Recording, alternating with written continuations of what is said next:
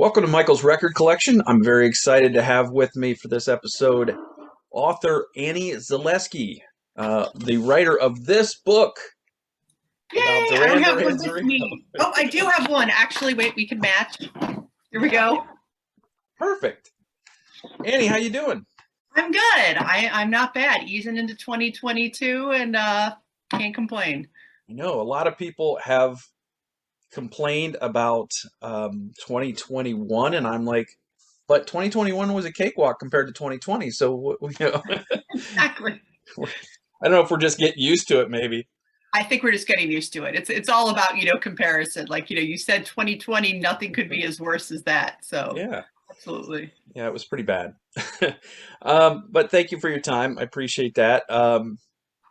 We're here to talk a little bit about your book. We're going to talk a little bit about Duran Duran today. One of my favorite bands from the 80s. I'm sure it's one of yours as well, if not your most favorite. We'll get into that. But I want to start off with a question. For you as a writer, what did you gravitate towards first, music or writing? That's a really good question, actually, writing. I was the type of kid who was like reading, devouring books as a kid. I learned to read pretty early. And then by the time I reached elementary school, it was like the Little House on the Prairie books. And I really kind of branched out. Like I remember being in second grade, we had to do a writing assignment, a creative writing assignment, and everybody did like paragraphs. And I had like 4 paragraph chapters. I was like very ambitious even as a kid. So I was definitely into writing first. Okay, you were creating narratives already. Exactly. No one asked for it, but I was like, I was there. Yeah, I was, and I became a writer later, but my first inclination in school was to take the easy way out. So it was like, if we were doing vocabulary sentences and the word was emphatically, I would write something like emphatically he died. And then I would get in trouble. You can't just put he died for every, you know. But So that fit though, like it's, that they were, you technically did the assignment. that's right. And I was all about doing the minimal, technically correct assignment at the time. Um, so your first song or album that you gravitated towards, do you remember the first song that really stuck out to you and stuck in your head, or that you maybe consider your first favorite song? It's a good question. When I was a kid, like my parents were big music fans, so I always grew up listening to music. Like I very much have like a very vivid memory of my mom playing or hearing, Laura Branigan's Gloria. So, that was very, very early 80s, and she liked the chorus line and things like that. So it was very kind of upbeat music. When I Mhm. started getting into music, I started really getting into oldies, weirdly enough, like 50s and 60s music. When I was super into the Beach Boys as a kid. Obviously like the Beatles a little bit later, but I really, really liked the Beach Boys. And so I think that was kind of like my first formative stuff. I had some people make me some mixtapes too, like the Pretty in Pink soundtrack. And, just some, there was a radio station here called, excuse me, WMJI, and they did a lot of, they had some like contemporary music, but I think they also did some, 50s music. McDonald's had this like tape series of like oldies, and I ended up getting it, and like I love that tape. It had like, I can't even remember who's on it now, but just like very vintage stuff like that. And there was this, now this is a good story because when I was in second grade, my parents gave me money to buy people Christmas presents, and I went to a store and things like that. And Mhm. but instead of buying like everyone else gifts, I made sure I saved some money to buy myself a gift. And it was something called the California Sounds of the 60s tape. So it was like the Birds and Jan and Dean and people like that. And so that Yeah. was, I think, my first like favorite stuff. So, I mean, really, it was a lot of harmonies, very strong melodies, pop songwriting. If you think about the characteristics, that's what I really gravitated toward early on. Pretty sure we had a copy of that in our house, but I remember listening to that record at some point, and I don't remember if it was ours or if I listened to it at a friend's house, but I remember that album. So and I've had your husband Matt Wardlaw on the show. He works with Classic Rock, and we talked a little bit about Genesis, our shared concert experiences. And I'm curious as to, two couples that, you write, you listen to music. how do you determine what you listen to in the car? It depends on the day. Sometimes if we're in the car, Matt's listening to something for work because he's going to be interviewing somebody, or he just interviewed someone. So he'll put stuff on. I'm like, that's totally fine. Sometimes I'm like, hey, I got this thing. We should listen to this. It's cool. It really all depends. He tends to, because he tends to drive. And so he, puts on the music. And sometimes if I'm like, yeah, I really don't want to listen to this right now, then we'll change it. But a lot of other times I'm just like, that's totally fine. We might listen to the radio, we might listen to stuff, it really, it just varies wildly. He and I both have very eclectic taste in music. So it's really hard to predict what we might be listening to on a given day. It's kind of whatever sort of crossed our path. Yeah. Okay. So we're going to talk about Duran Duran. I wondered what your Duran Duran origin story was. How did you come across them? What was the first thing you remember about Duran Duran? I like this. This is like my like comic book hero origin story. I Yeah. love it. Um, I think, it's funny. I've been asked this a lot, and I kind of pinpointed it was the early 90s. So I'm a little bit younger. And so I came to Duran Duran in the early 90s when the Wedding album came out. We had a modern rock station here called WENZ in Cleveland that played a ton of stuff on it, like Ordinary World and Come Undone, and I think Too Much Information they played. But at the same time, they played Duran Duran's 80s stuff. So the station was so cool. Like a lot of alternative stations early on in the 90s, there was a lot of modern stuff, but then they played a ton of 80s stuff.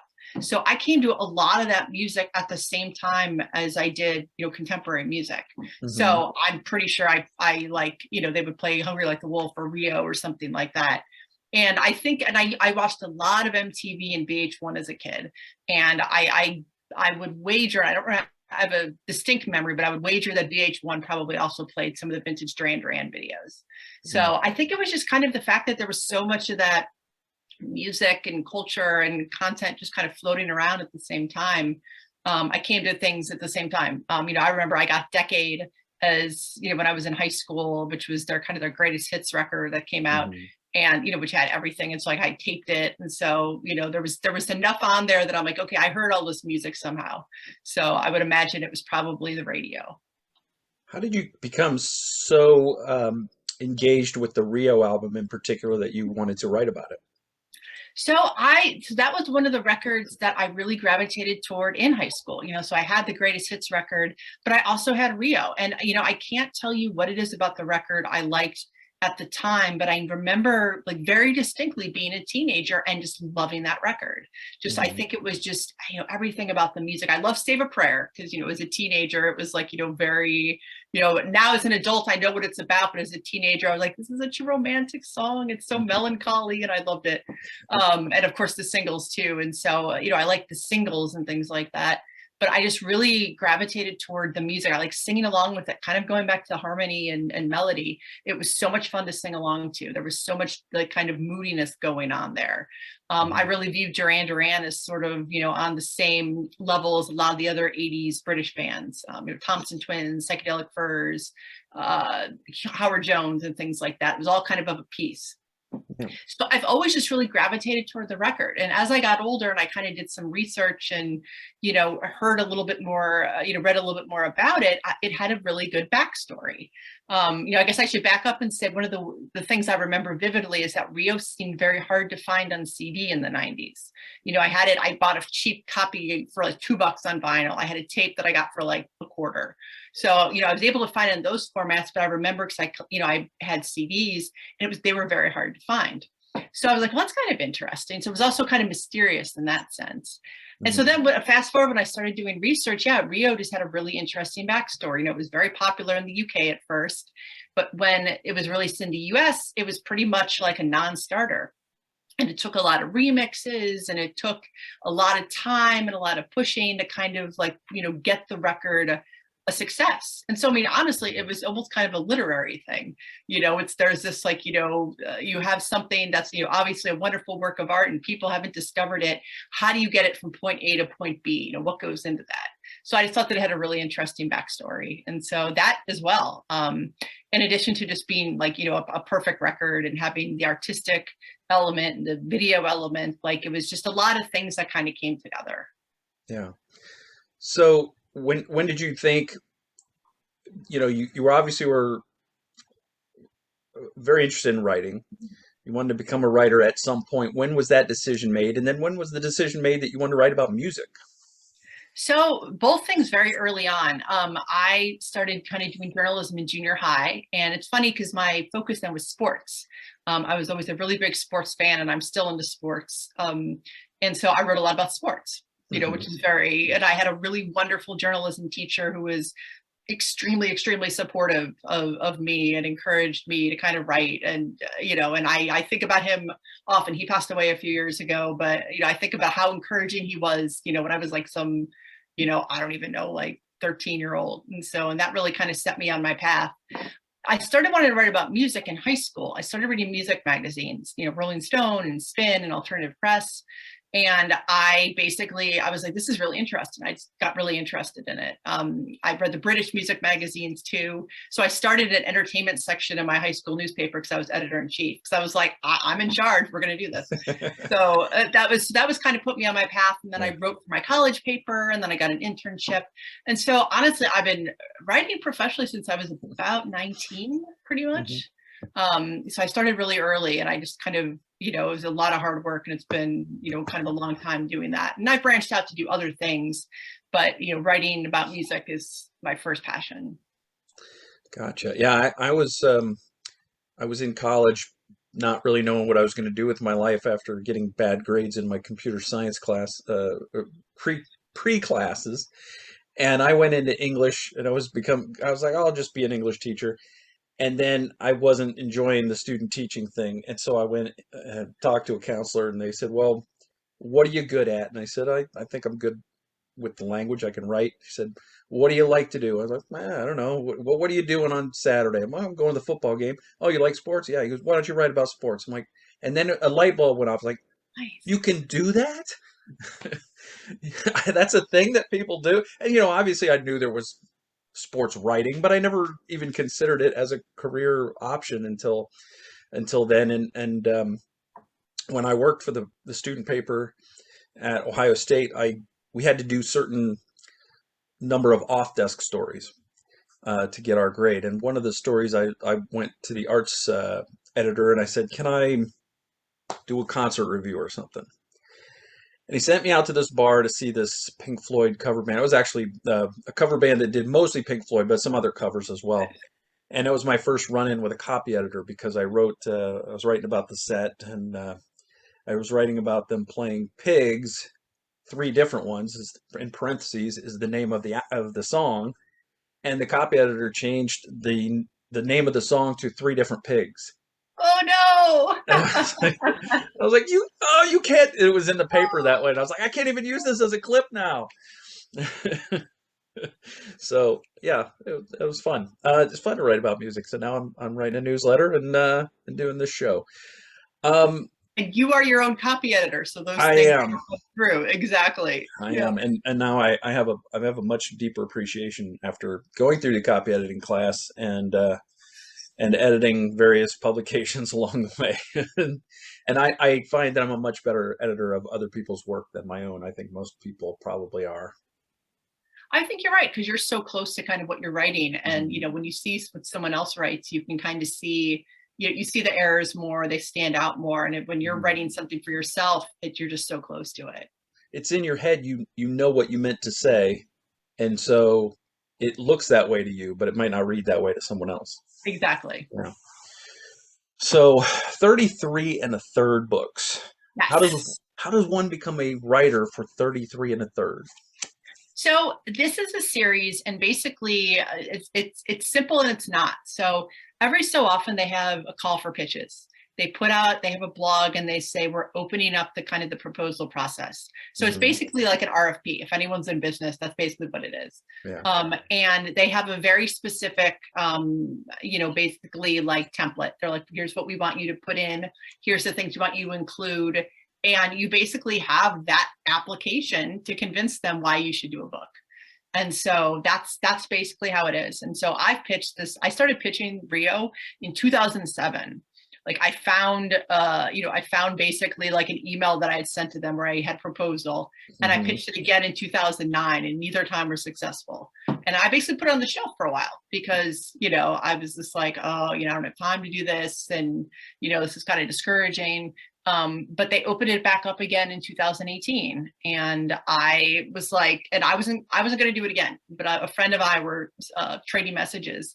And, he was like, I don't know, I might do it. And, I said, oh, I don't know. And then he messaged me a couple days before the deadline. He's like, I decided not to do it.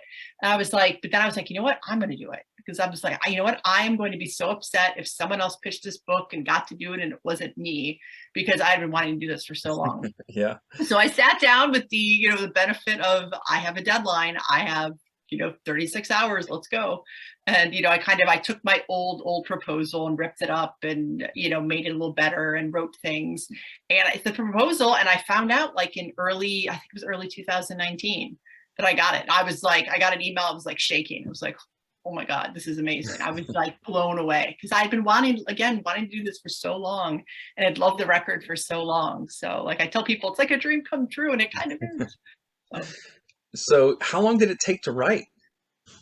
So that was, it was a lengthy process. The first thing I did was, after it kind of got announced, was I approached the band to see if they'd be willing to sit for some interviews and do interviews with me, or via phone. And so, that was kind of like my first step. And so that was like late 2019. So I started doing that. And then, that was kind of going to build the framework around. The nice thing is that when you had to put together this proposal, you had to put together a table of contents, kind of like, here's what I'm going to cover. Here's some major points I want to do. You had to do 5, sample pages.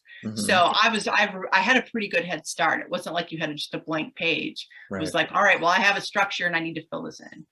So I started off doing some interviews, and then, basically the pandemic hit in early 2020. And so that, luckily, I didn't have anywhere to go. I stayed at home. And so I worked for, I would say, I think I turned in the book mid-October. And so it was like a good 8 months of interviewing and writing and things like that. But I'd obviously been thinking about it for so much longer than that. And I did a couple interviews in late 2019. Yeah. So it was probably a good year. And then when you go, factor in editing and stuff like that, it was probably a good year and a half to kind of finish the book. Yeah, that doesn't sound like a long time for a book. These books aren't terribly long in terms of pages. I think this is 300, or not even, it's 100 and some odd pages, but it's very dense. There's a lot of information packed into this small package. When I picked it up, I'm like, oh, I'm going to read this in an hour. And it took me, probably a week to work through it, even though, it's not very long, because there was just so much information in here. And you can tell by the index in the back that there's a lot of research that went into that. How much time did you spend scouring the internet? Did you need to go to a library? Luckily, so much of the stuff was online, because basically libraries were unavailable, in person, brick and mortar, because of the pandemic. And so, most of the stuff I accessed, some of the stuff we had, we had some of the books here, luckily, so I didn't need to get them. I could order a couple things online, but a lot of it was basically online research. The one really, really nice thing about Duran Duran fans is our archivists. So there are very, very few things, in terms of appearances the band have made that I haven't been able to find, even, early on. And so there's a lot of information there. And I had been, my husband and I had been collecting Duran Duran stuff for years too. So we had a pretty good base of things. We didn't need to go out and buy a copy of the record. We had, multiple copies. So luckily we kind of had a head start there. But yeah, luckily there's just so much stuff online now that people have really kind of digitized and put up there, because it was utterly invaluable. Who was the easiest to talk to from the band? All of them are honestly really easy to talk to. Yeah. They are, I've said this in other interviews, but they are so self-aware about not just what makes their music tick, but kind of how Duran Duran fits in the culture. They're extremely savvy, and they're extremely perceptive about that. And so that makes for Mm. really interesting interviews. I mean, you listen to like, John Taylor, especially, he grew up loving all the British music magazines and is such a fan. He's, like you can tell, when you see him do interviews with other people, like he really gets it. He really understands, basically, what makes, what's interesting for interviews. He's really, really good at that. And part of that also is, they've done so many over the years. And so they're Yeah. very seasoned about it, but they're very thoughtful and very forthcoming. And you don't get that with a lot of artists. Yeah. There's a lot of artists who, I mean, I'm sure, you've come across that it's like, oh, well, we're going to do the same thing. They're very, very, and you can see that with any of the interviews they've done for the new record they put out last year too, which is so good. They're Mhm. all very, very thoughtful. And, it doesn't seem like, even if they're doing 50 interviews, it doesn't show. It's not like, a tired type thing. Like it's all very fresh and engaged. And like, that's a skill. But that also shows the passion they have for music. Mhm. And so that really, really stood out, I think.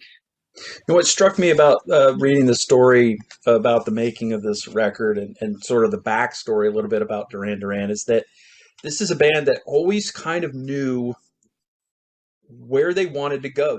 They wanted to be the biggest band in the world. They had a pretty good idea of how to get there, not maybe initially, but they kind of worked at picking that knowledge up as they went so that they could get to that point. And everything they did was with an eye on the end game. It was Yeah. it was so different than how a lot of pop and rock bands are. And that's 100% true. And I think that's a lot of the reason why they became so successful is that they were all working together. They were all working, kind of going in the same direction. Everybody was very focused on the end goal. And, and that was when you have a group of people, and that's, as, anyone working in the world will know, having a group of people, all working like that is also very rare. Everyone, there's always someone who's an outlier. There's always someone who's off doing his own thing. And they were just had such great chemistry, and they were so focused and so ambitious. They were off. They were all really unified. And I think that's a big reason, for their success. And I think it's a big reason why the music is, held up so well and sounded so great, because they were all really focused on making the best music possible, getting the best performances out of each other, and just really being creative. And they all had different, little influences they kind of put together. And, it just worked. It's one of those things you can't explain. When you get the right combination of people and it just works, it's like you just go with it because you can't question it. What was the most surprising or maybe the best story that you unearthed when you were researching this book? A few things. I love John Taylor told me that guitarist Andy Taylor was in the bar the night Brian Johnson found out he got the AC/DC gig back in the day, and like Brian apparently bought everyone around in the bar. I would have too. Yeah, exactly. But which is just about like Andy was a big AC/DC fan, so he was just like, this is incredible, this is amazing, because he was able to, it was really like, here's a rock star, like this is attainable, he's right in front of me. So I thought that was one of the coolest stories. And then, just some of the vintage like articles and things I dug up were pretty great. Like Cashbox had a photo of the band meeting Andy Warhol in his studio, which was a very momentous kind of meeting. And like Billboard did they got so much press in late 81 for the Girls on Film video. Billboard did a story on it, the Associated Press did stories. And so, that there was just some pretty funny kind of early stuff out there too, just about like, oh, all right, they were making waves. They weren't, they were getting a little bit of attention. It was cool. I always thought Andy was the most underrated musician in that band in terms of what he brought to the table. And I was kind of mad we didn't get more Power Station, actually.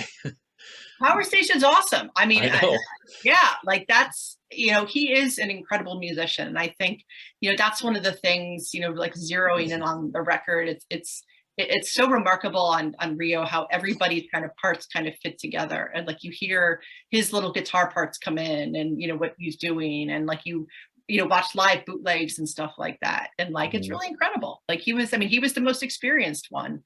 But he was really good at taking the lead where need be, and also just kind of, holding back where need be too, which is like the sign of like, this is a, musician. And then, I mean, he went on to do so much amazing stuff, to play on Belinda Carlisle singles, his solo Mhm. stuff. He's been playing with Reef, which is so cool. And he's just such a phenomenal guitarist. So, how many copies do you have of Rio in various formats? I'm glad you asked that. So I have 8 vinyl copies. Mhm.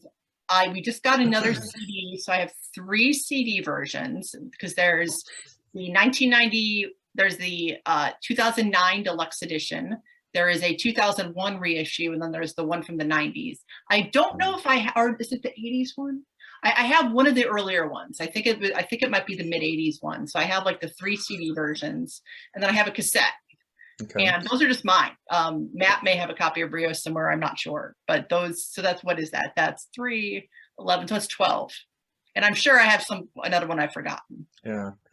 I remember getting it on cassette from I believe it was the BMG Music Club, as I was, ripping off music clubs left and right back in those days. But this album came out, it was released worldwide on May 10th, 1982 on EMI Records, and it was remixed and re-released in the US in November of 82. Why? So this is kind of the crucial backstory to the record. So it came out, and the sound of the record just wasn't necessarily like what was fitting with US radio. So Hmm. at the time, basically getting a radio hit was what bands needed to do. That was the pathway to success. And at that time, FM radio was, or just rock radio was like Rush and Van Halen and Journey and all these bands who don't really sound like Duran Duran, who were these well-dressed men from England with great synths who loved David Bowie. Roxy Music's Avalon was on the charts, but that was like the only like kind of kindred spirit. Hmm. So they basically didn't fit in. They were doing dance music, and so they ended up getting David Kirschenbaum, who had discovered Joe Jackson and had worked with some other British bands, to do a remix of basically the first half of the record, the first side of the record, I mean. And so he basically remixed it. So it was a little more suited to rock radio. And it's funny because it was very subtle. It's not like it was dramatic remixes. I think Simon's vocals are higher in the mix, and Andy's guitars are higher in the mix. Keyboards are a little bit more in the background. It's a little punchier, and that's really it. And so he basically did a remix of that. And so that's one of the reasons. So they basically, they had this version of Rio. So David ended up remixing the whole first side, and they reissued the record. Along with that, in September of 82, the Carnival EP came out. Now, this was basically a 4-song EP that was catered to dance floors. And so they had kind of these so-called night versions Duran Duran did. They had a couple Kirschenbaum remixes, and then these extended ones they love doing. If anyone has seen like their 1984 tour, they do a really extended version of Girls on Film at the end. That's the night version. It's for clubs. And that ended up also getting attention. And so there was a version of Hungry Like the Wolf that was the night version, along with the David Kirschenbaum Hungry Like the Wolf. So what ended up happening is that they reissued the record once. They reissued the record again with the David Kirschenbaum mixes on the first side, except they subbed in the night version of Hungry Like the Wolf, and they reissued the record again. And they reissued the single, and the A side and the B side were David Kirschenbaum's mix and the night version mix. You basically need like it's like trying to keep track of this stuff is like it's like the GIF of the guy like on the whiteboard, because it's ridiculously confusing. And to add to muddle the waters further, the second pressing, the label is mispressed, so the label of that looks like it's the first pressing. So basically what happened is that radio just like didn't pick up on it, but when they finally heard some remixes, they were like, yeah, this is good. And so by the time like when Thanksgiving hit in 82, Hungry Like the Wolf finally started taking off. How would somebody know if they had the original 82 mix or the remix in 82? I'm glad you asked that. So, because I have been trying to buy actual first pressings of the U.S. mix, because I have a record club version as well, the vinyl. Basically, it's the length of Hungry Like the Wolf will tell you. So the early pressings, Hungry Like the Wolf's below 4 minutes, And if you get pressings like the third pressing, which is the one that's the most common, is they have longer track listings. And so Hungry Like the Wolf, I think it's like 5 minutes and 14 seconds. So that's kind of the trick. For the second and the third pressing, so you almost have to listen to it. You have to find that there's a different promo sticker on the second pressing. So if you can find a like a sealed copy, then you'll know it's the second pressing. But I mean, I was having a conversation just today about a Planet Earth 12-inch that's mispressed. Like it's you to keep track of this stuff. It's a lot. Yeah. Well, luckily we have the internet, because then Yes, someone else can worry about keeping track of it, and you can just, exactly. okay, what do I need? That's what I need. Okay, let me go Yeah, find that. exactly. So, this is an album that peaked at number 6 on the Billboard 200 album chart in March of '83 here in the US, remained on the charts for 129 weeks, and certified double platinum in the US and Canada, platinum in Australia, the UK, and New Zealand, and gold in Finland. Seem to do well in English-speaking countries. Yeah, but you know what though? They are also Duran Duran is extremely popular in Brazil. They're huge in Brazil. I could see that. And Italy, actually. Those are two, one of the nicest and the coolest things about putting out this book is I've met fans from all over the world. And, and especially like Italy and Brazil, that there's been a lot of people being like, this is so great, which is cool. Personnel, obviously Simon Le Bon on lead vocals, vibraphone on New Religion, and ocarina on the chauffeur. Yep. I don't know what an ocarina is, but I'm sure it sounds lovely. So it's a little percussion instrument. Okay. You kind of it's basically it's like kind of like shell or oval, and you kind of blow into it. It's almost like I played the flute. So it's a lot like, there's holes in it. So you put your fingers over different holes to get different sounds. Mm-hmm. There's a Legend of Zelda game called the Ocarina of Time. And that's how I learned about it, because it's a really good game. Okay. But yeah, that like trilling part in the chauffeur, that's the ocarina. Nick Rhodes, keyboard, synthesizers, marimba, sound effects, backing vocals on Last Chance on the Stairway. John Taylor, bass and backing vocals. Andy Taylor, guitars and backing vocals. Roger Taylor, drums and percussion. What are the odds of 3 guys named Taylor being in a band and not being related? And every single bit of press, not brothers, not related, But I think some of the early press did say they were related. I'm sure they were just like, but yeah. It's just so random for 3 guys with the same name. I mean, even though Taylor is not an unusual name, it still boggles the mind. Andy Hamilton was the tenor sax player on Rio, and this was produced by Colin Thurston. And I got to say that sax part on Rio really sells it for me. I mean, Andy is such a seminal part, because he wrote that, he played that solo, and that was something the band really envisioned and really, wanted to have on there, and, insisted like, hey, when we're playing this live, this is how it sounds, because it's like, it's an integral part of the song. I mean, you can't even, early on early in the Rio tour in the US, they didn't have a saxophone player. So like Andy Taylor played guitar on it. And it's so funny and it's so disorienting to hear the song without it, because it's just like, it's your mission statement. It's, the saxophone coming in, the 80s were so big with saxophones. And that is like one of the big iconic parts from the decade. It really is. It's it just really makes the song. Is there a theme that runs throughout this album? Is there a unifying recurring theme through these different songs? It's interesting. It's a record, and I delved into a little bit of this. As I did a deep dive into the lyrics to kind of try to find things, because it's one of those things, you focus so much on the music, you're like, what is this about? Simon is known for being kind of an obscure lyricist. So, he's not very straightforward. And so you're kind of, there's nothing real obvious. But there's a lot of, songs inspired by kind of what they had seen going around the world. There's a lot of excitement. There's a lot of, I'm at a party and I'm not being successful. There's like, it's growing up and experiencing new things. It's, having optimism about where you're going next. It's a real transitional record, like you're growing up and you're having all these new experiences. Maybe you're going out and at a party in an exciting club, or you're seeing different countries for the first time, or you're experiencing heartache for the first time, or you're having, you're realizing there's more to life than what you grew up with.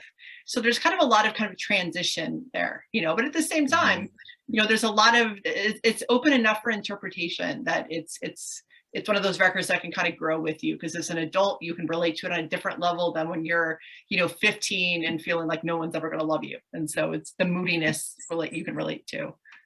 Yeah, this is a band that I think at the age that they were when they wrote their first couple of albums, they were writing lyrics that were much more mature than most bands their age. They were, there wasn't a lot of "Hey baby" and that kind of thing. It was much deeper than that. It's very true. And, I think that the band has said so themselves. Roger Taylor has mentioned that especially.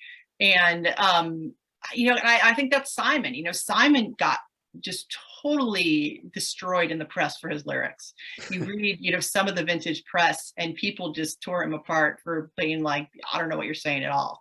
But he kind of had the last laugh, because he had an interesting way with turns of phrase, and he had an interesting way of, using words to kind of, emphasize a melody. And maybe it didn't make sense if you're just reading it, but in contrast with the music, when you had it there, it made perfect sense. But so that's a real testament to kind of to kind of like him. He was a very poetic guy. He was kind of quiet. He was trying to find his way, and he was very extroverted. Get him on stage and he was total charisma. But he was the introverted, the classic lead singer, the introverted poet type. Yeah. And his lyrics like fit Duran Duran's music to a T. Like, I couldn't even imagine the band with like someone else, there. I mean, who else would come up with the phrase "dancing on the Valentine"? I don't know.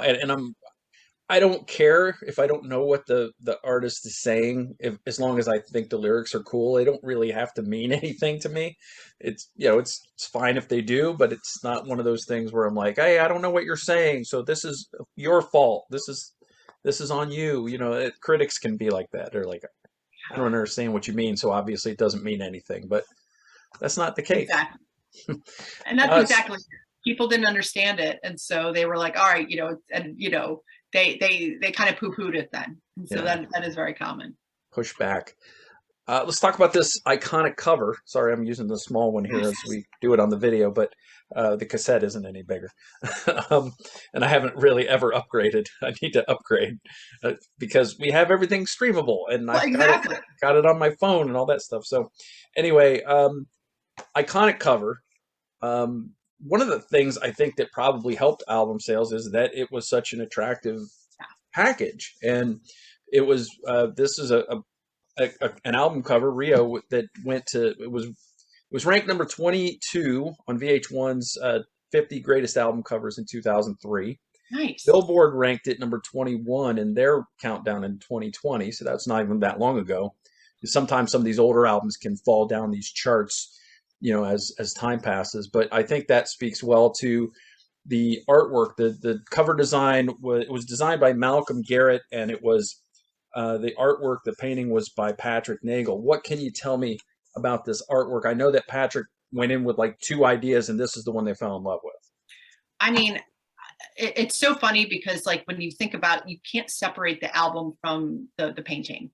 And this is Patrick Nagel. He did a lot of very evocative paintings for Playboy, and he had kind of, after this album, it was kind of growing in the fine art world. And so he did, like, they commissioned him to do a couple paintings, and this is the one they chose. The other one ended up on the single cover, I think Japan maybe. But it was, you look at it and it's just, it's perfect. It's Rio. Like, she embodies what the album is about. She's kind of mysterious, she's kind of mischievous, and she's looking at you and like, yeah, all right, I want to listen to this record. The coolest thing is, so Malcolm Garrett, who is a total genius, he worked with Buzz Cox. Like, if you just look up on Discogs, everything he worked with, like, he had a very distinctive graphic design approach. and really meshed well with kind of Duran Duran because they kind of had a, punkish sort of edge.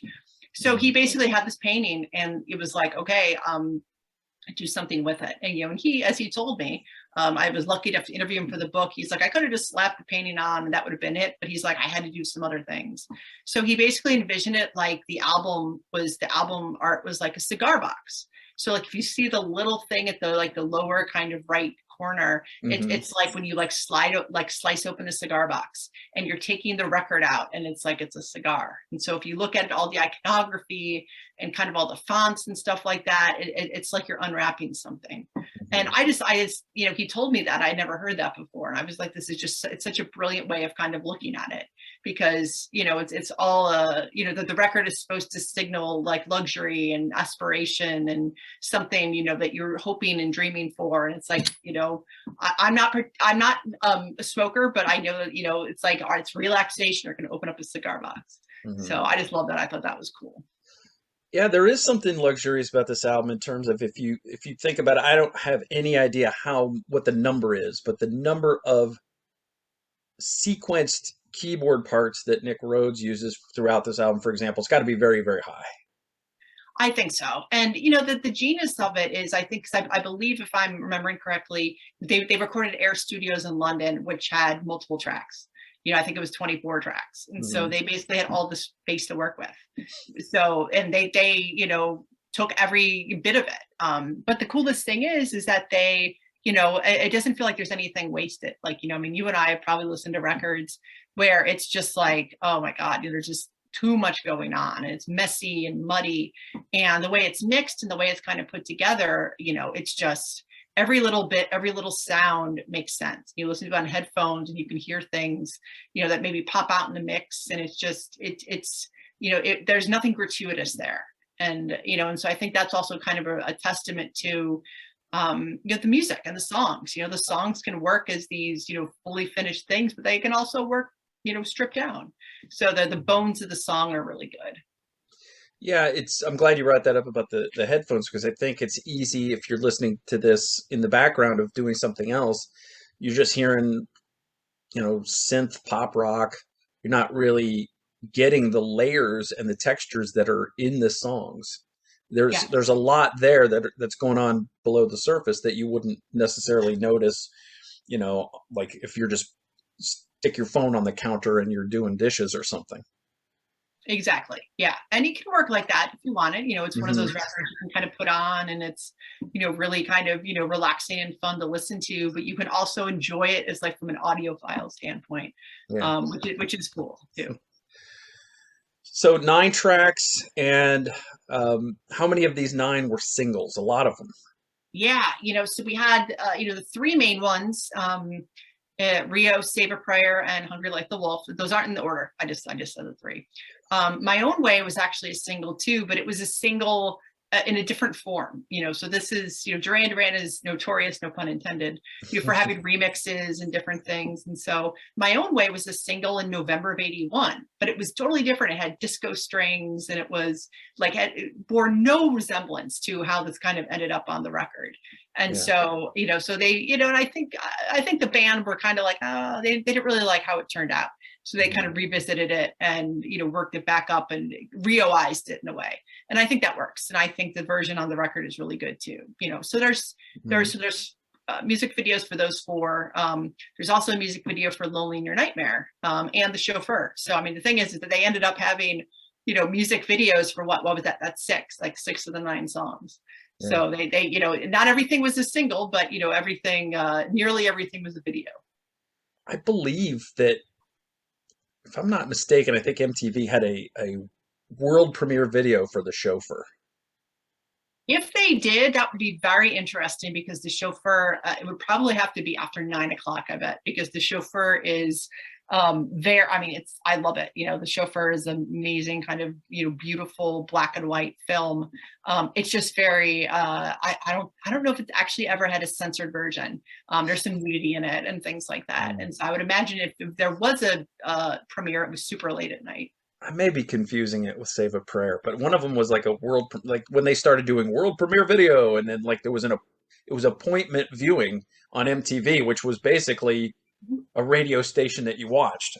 So it was like a different thing for them, and that's I don't think that that's necessarily the slope that started the slide down into reality shows and what we have today, but and away from pivoting away from music. But I think that that was the first real appointment viewing for MTV was the Saturday night concert and the world premiere video. I would not be surprised if they did do a Save a Prayer video premiere, because what Hungry Like the Wolf was added in July of '82, so pretty soon after Rio came out. Rio, the video, was added in like September of '82, and then Save a Prayer was kind of like in early in '83. The first half, excuse me, was airing then. I mean, the weird thing also about Rio is that Save a Prayer wasn't actually a single in the US until 1985, which is just like ridiculous. It was a single in the UK, it was a hit, people already liked it. And then, by 1985, the Power Station was already doing things, and Save a Prayer on the charts. So just one of those weird, record label '80s quirks. Yeah, it's interesting. So a lot of singles. Starts off with Rio, the title track, obviously an iconic video, but then again, all their videos were very iconic in terms of, uh, exotic locations, very stylized. They had a lot of sense of fashion and art, and they used all of it. Like every bit of that came out in their videos. That's 100% true. And and it's, but when you compare what their videos were compared to what everyone else was doing at the time, it was just so different. It was like night and day. It was just, they were so heads and tails above everyone else. And part of that was also Simon, who had kind of an acting background, so he kind of knew his way around a camera and was just really kind of a natural in front of it too. So you had this front man who was like, yeah, I'm okay with being on camera, that's cool, who knew kind of how to act. Gold. Because I mean, you well know, so many of these musicians in the early '80s were just like shoved in front of a camera and say, all right, you need to make a music video. Like, they're used to playing live. They didn't sign up for this. So, but Duran Duran really, they understood the power of video and image and aesthetics pretty early on. Yeah. Michael Sadler of Saga I asked him about becoming a video star, and he was like, well, they're just going to film us, playing the song, but they're also going to tell a story throughout this. And they're like, what, Yeah. what is that? What am I doing? So yeah, it was a little, took some of these musicians by surprise, and some handled it better than others, and some chose not to handle it at all. But Rio, such a great song. For me, I think I liked it better than Hungry Like the Wolf. It's probably my favorite up-tempo song on the album. Nice. Yeah, Yeah. you can't not love Hungry Like the Wolf. I mean, it's sort of like, True. that is one of like the iconic '80s singles. I'm the type that I can't choose, like depending on the day, everyone's like, what's your favorite song? And I'm like, well, I don't know. I like them all, I'm sure you so get that all the time. You probably, I'm because you wrote this book, you probably get asked exactly. that daily.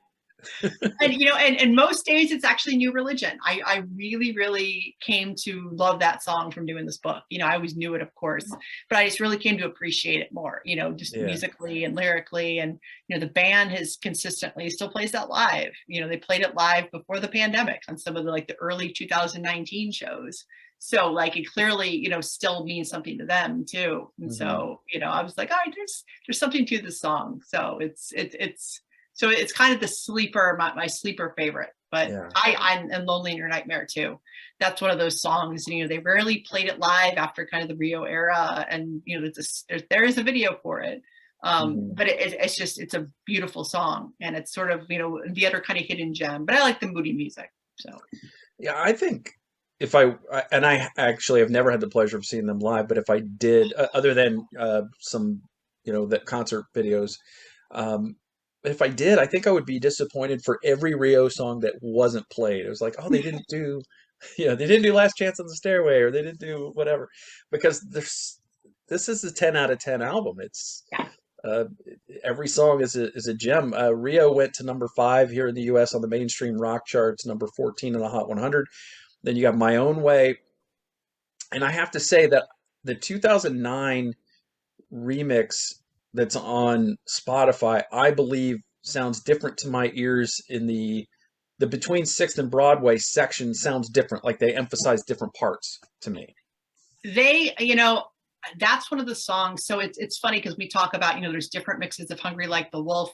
When you look at this record, there are literally different mixes for almost every single song. Like there is, like I have to almost look this up. So there is so much different versions that were used on different like CD pressings that were like Hmm. only ended up like I think it actually is is it My Own Way? So there's one that is literally only on that was only on CD. That was like there was a different version used on the CD version of Rio that was never on the vinyl version. And so for years and years and years, let me see which one it is. Where is that? That's not it. Hold Back the Rain. So there, whatever the version of Hold Back the Rain that was used for the original CD master, it's not the same one on the UK vinyl LP. So if you have the like one of the early CDs, there's like totally different mix. And I got the CD and I'm sitting there and I A-B'd it. I'm like, this is completely different. So there's like different versions of even the songs, like Lonely in Your Nightmare has different versions. Like, so I mean, there's Rio that you have, every version of Rio is almost kind of slightly different. It's completely wild. That has to be really tough on people with OCD. Yes. Oh yes. I have to have every single one of these, and there's so many. Um, 100%. And there's different remixes and there's things floating around. Like there's one at the very very end on streaming on the 2009 reissue, and I think I asked Nick Rhodes, I'm like, where is that from? He's like, I'm not sure. There's a lot going on, there's a lot floating around. So I mean, it's just hard to keep track of. There's a really good website called duranCompilations.com, mhm. and their kind of breakdown of Rio is just really really invaluable in terms of kind of showing like the different versions and where they are and where they ended up and things like that, because you almost need to have like double the amount of Rios that I have to try to get everything. Like it's daunting. Yeah, and it's good you have sites like Discogs that'll tell you all the different you know catalog numbers of Yes. these and things like that. So that's helpful. So you "Lonely in Your Nightmare" is track three. Good song. You already talked about that. Very underrated, a little under the radar, moody song. Um, "Hungry Like the Wolf" was a major hit, and when my I wrote down one word when I listened to "Hungry Like the Wolf" today to get ready for this. I wrote sequencers. Yep, absolutely. Tremendous job by Nick to just come up with these little patterns and then to figure out how they fit together. And it's so fun too, because when you listen to kind of the final studio version and then you listen to kind of live versions they did, around the Rio tour in 82 and then 84 and then even now, like the song has like evolved so much over the years, even like that they've played so many different even live versions of Hungry Like the Wolf. They've had like glammy ones, they've had kind of unplugged ones. Like it's very cool. But I like the one where they have kind of the percolating, sequencer in the beginning. Like that's kind of like the Hmm. early one. And there's something very charming about that. Yeah, and the "Hungry Like the Wolf." I mean, I don't know who thinks of these things, but let's have Nick's girlfriend laugh at the beginning and Yep. then scream at the end. I don't know how you come up with that and say, yeah, that would would be what this song needs is a laugh at the beginning. What this song needs is these moans, as the climax of the song is here to go along with it. And it just everything about it worked, Yeah. and I'm sure it was really one of those songs that when it got played on pop radio and kids were listening to that in a room, parents walking by the door heard that and we were like, wait a minute, what's going on here? That's exactly it. And it's like, and that's kind of a sign of their creativity. It's like, who else would think of that?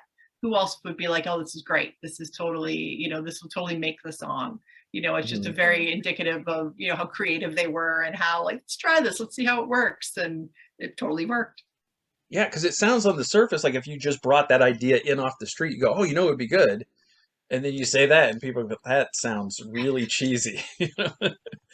But it does. It really works well, and it's hard to imagine the song without those Yeah. elements now. It was a number one Billboard top rock track. It was number three on the Hot 100. Went to number one in Canada, so obviously, very beloved song in North America. And yeah, "Hungry Like the Wolf," like you said, You can't go wrong with that. Hold Back the Rain, and I mean, I think this whole entire tracks 5 through 9, most of these weren't huge hits, but they were such solid songs, and it's probably why I like them so much, is because they were not as ubiquitous as the other, the hit singles. But Hold Back the Rain, New Religion, Last Chance on the Stairway, just all fun songs. That's exactly it. I mean, when you it is, you said it was a 10 out of 10 record, and that's completely it. There's no, bad song on the record. There's nothing that you're like, oh, I have to skip this. It's very well sequenced, and you could tell that the band really worked hard on sequencing it. And it's just, it just kind of all flows. There's different moods. I think the first half is kind of the upbeat party side, and the side two is kind of the moody come down. You're kind of brooding a little bit. So it's Yeah. even kind of, thematically kind of moody. So it's just, it's just a really well, it understood that albums were pieces of art, and, that you needed to kind of have a complete statement.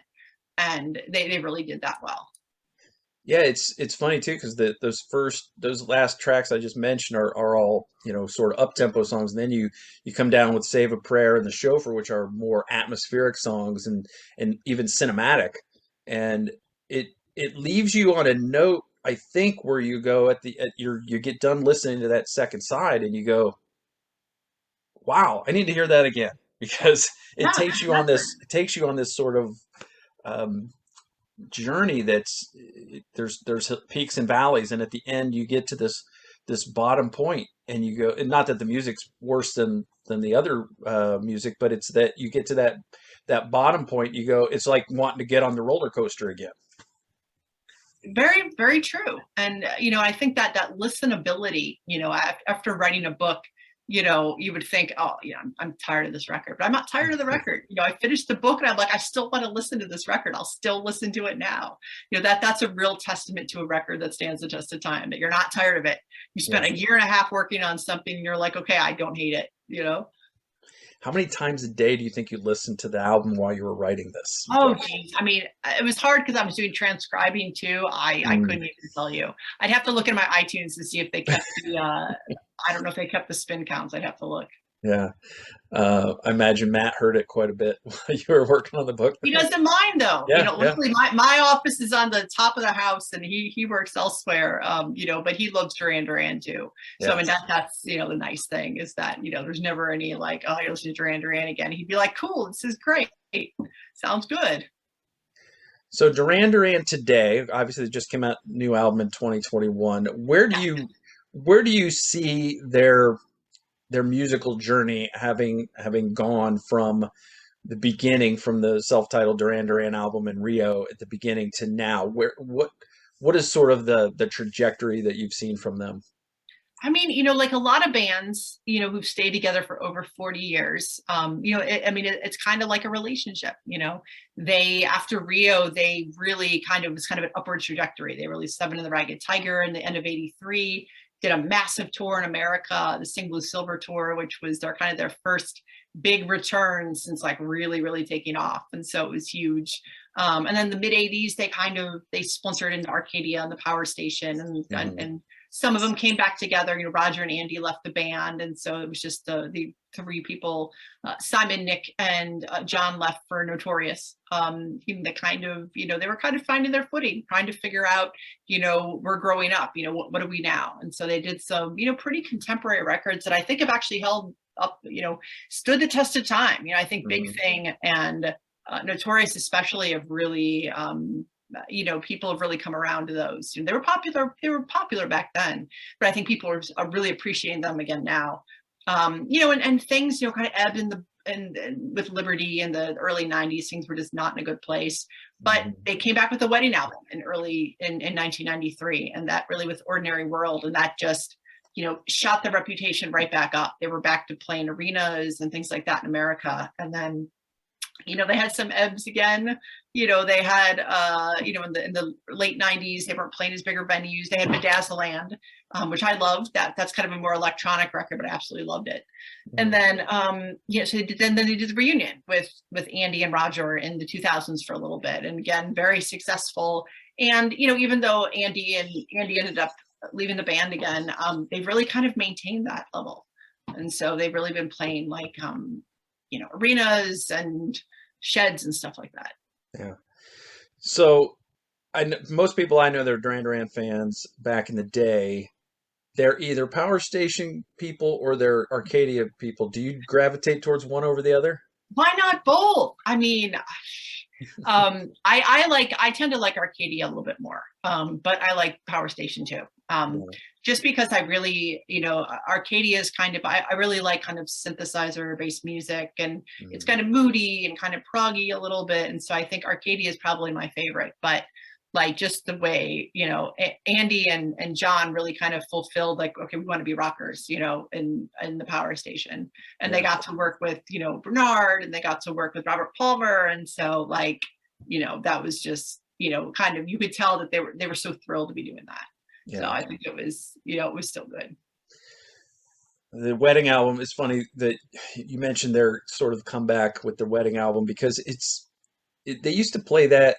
They used to play Duran Duran songs from that album specifically on the alt rock stations. And Yep. like, wow. 100%. It's like this is a pop rock band that was a top 40 band and now they're on the alt rock station. It was like a complete reinvention. But the same thing happened with Thomas Dolby around that time too with you know some of his stuff. But Astronauts and Heretics I think was the album that he had out at the I Love time. You So Goodbye. Great yeah, song. yeah, fantastic song. But, Andy's been go ahead.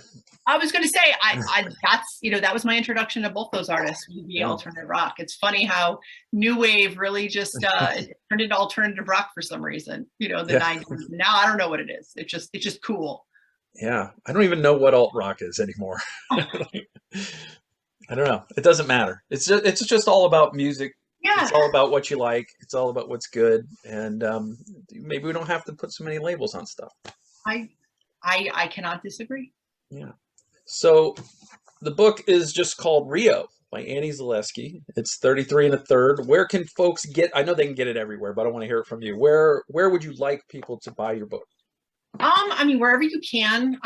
It's available at Amazon. My publisher is Bloomsbury, and the book is available there.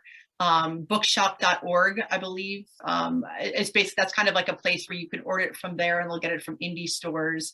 Mhm. Some independent bookstores too are carrying it, as long as it's, with supply chain has been kind of difficult here and there, but I know like Max Backs in Cleveland, Ohio, has autograph copies actually, which is cool. And so I know they're one store that has some in stock. But wherever you can find it, I'm just happy. I just want people to read it. Do you have a website? I do. It's just anniez.com. And it's basically been a repository for book stuff. Mhm. I have designs on, adding links to some of my writing and things like that. But all of that comes with time. As people know, trying to build a website, you need like 2 days that, none of us as adults have, just to sit down and do that. Yeah, just to map it out, not even to Well, put it exactly. together. Yeah, I'm just using like WordPress. I'm not doing anything fancy. So yeah. That's it's so nice to have things like that these days that we can let someone else do the heavy lifting and you just do it. Just you put in your input and your what words you want and what headers you want and all that. It's magic.